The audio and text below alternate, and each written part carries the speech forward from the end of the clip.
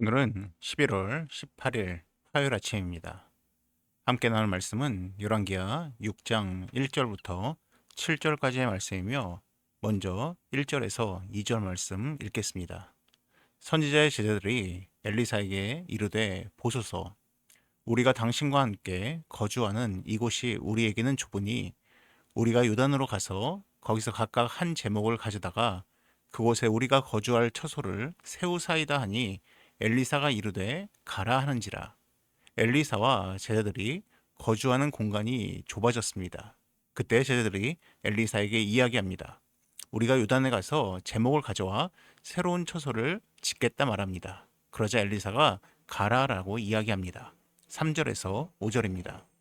그 하나가 이르되 청하건대 당신도 종들과 함께 하소서 하니 엘리사가 이르되 내가 가리라 하고 드디어 그들과 함께 가니라. 무리가 요단에 이르러 나무를 베더니 한 사람이 나무를 벨 때에 쇠도끼가 물에 떨어진지라. 이에 외쳐 이르되 내 주여 이는 빌려온 것이니이다 하니 이때 한 제자가 엘리사에게 같이 가자라고 청하니 엘리사가 그 청에 응답을 합니다.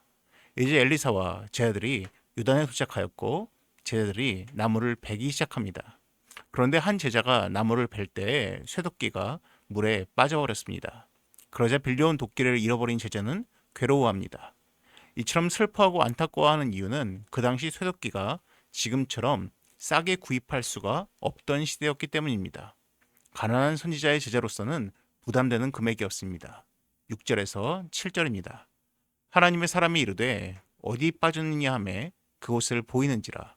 엘리사가 나뭇가지를 베어 물에 던져 쇠도끼를 떠오르게 하고 이르되 너는 그것을 집으라 하니 그 사람이 손을 내밀어 그것을 집으니라. 엘리사가 제자에게 어디에 손도끼를 빠뜨렸는지 묻습니다. 그리고 나서 엘리사는 나뭇가지를 물에 던집니다. 그러니 쇠도끼가 떠올랐고 제자에게 그것을 집으라 이야기합니다. 이 이야기를 보면 떠오르는 이솝 우화가 있습니다. 나무꾼과 헤르메스입니다. 한 나무꾼이 벌목을 하다가 도끼를 강물에 빠뜨리고 울고 있습니다. 이때 전령의 신 헤르메스가 이 모습을 목격하고 불쌍히 여겨 강 속에 들어갑니다. 강 속에 있던 금도끼를 들고 나와서 이것이냐 물었는데 나무꾼이 아니라 하니 이번에는 은도끼를 들고 나옵니다.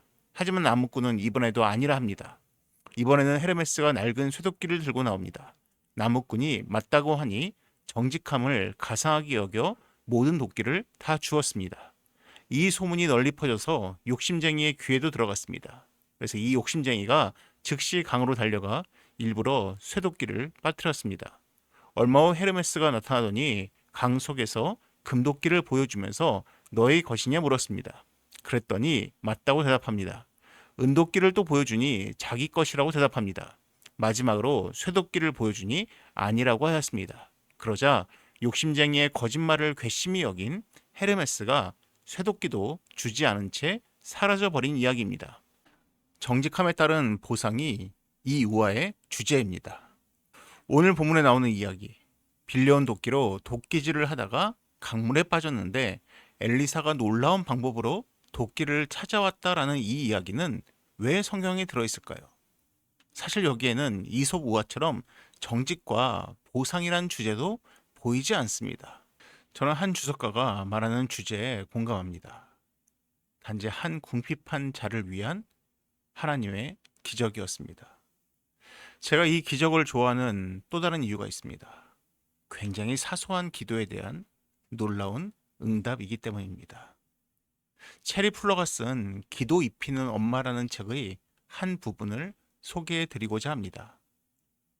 우리의 모임 시간, 어느 부분은 하나님께서 어떻게 재정적인 필요를 채워주셨는가를 이야기했고, 다른 부분은 서로 잘 대화할 수 있도록 도우셨다고 말했다. 또 다른 부분은 차들이 꽉 찬 주차장에 들어가 주차할 곳을 위해 기도했을 때 하나님께서 즉시 빈자리를 주셨다는 것을 이야기했다. 나는 속으로 생각했다. 주차할 곳을 달라고 기도해? 그렇게 사소한 문제를 가지고 하나님을 귀찮게 한다고? 하나님께서 그런 것까지 마음을 쓰실까? 나로서는 그것이 우스꽝스러워 보여 회의적이었다. 나도 계속 하나님을 찾았지만 고민은 늘어만 갔다. 새로운 도시로 이사를 가게 되어 아는 사람이로는 하나도 없었고 큰 아들 저스틴이 천식 발작을 일으키고 남편의 많은 직장일, 호르몬도 아닌 상태에서 활동이 왕성한 두 남자 아이들에게 엄마 노릇을 하느라 너무 지쳐 있었다. 그러다 아들들이 낮잠을 자는 시간 동안 매일 혼자 성경을 읽기 시작했다.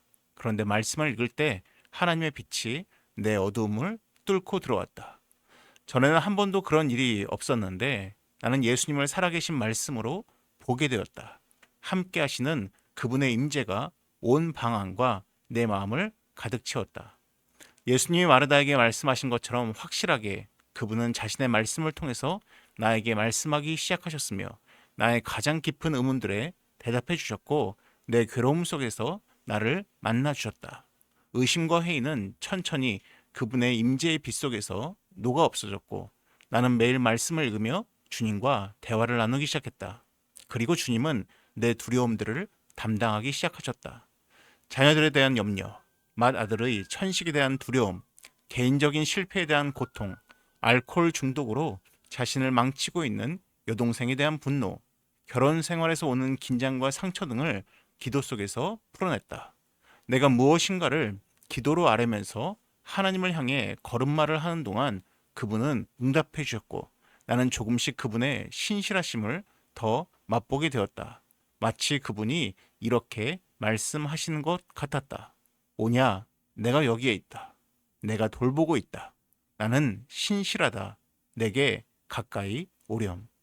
마치 우리의 어린 자녀가 걸음마를 배울 때 우리가 손을 내밀어 주는 것처럼 나보다 더 내 자녀와 남편과 여동생을 사랑하시는 하나님께서 나를 초대하셔서 내 염려를 그분께 맡겨버리며 기도 가운데 내 마음을 그분 앞에 쏟아놓으라고 하신다는 사실을 깨닫기 시작했다. 여러분, 이 체리 퓰러의 고백처럼 하나님은 우리에게 모든 것을 기도하라 말씀하셨습니다. 이 제자의 사소한 기도에도 하나님께서 놀라운 방법으로 역사하신 것처럼 우리의 모든 기도에 대해서 하나님은 역사해 주실 것입니다.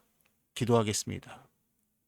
사랑이 많으신 하나님 아버지, 하나님, 우리가 하나님을 너무 먼 존재로 여기는 것이 아니라 참으로 우리의 모든 삶을 감찰하시고 관계하시고 바라보시는 그 하나님께 모든 것을 소상히 아뢰 수 있는 우리가 되게 하여 주시옵소서. 이 모든 말씀 예수님의 이름으로 기도드립니다. 아멘. 이어서 화면에 보이는 기도의 제목으로 함께 기도하시기 바랍니다.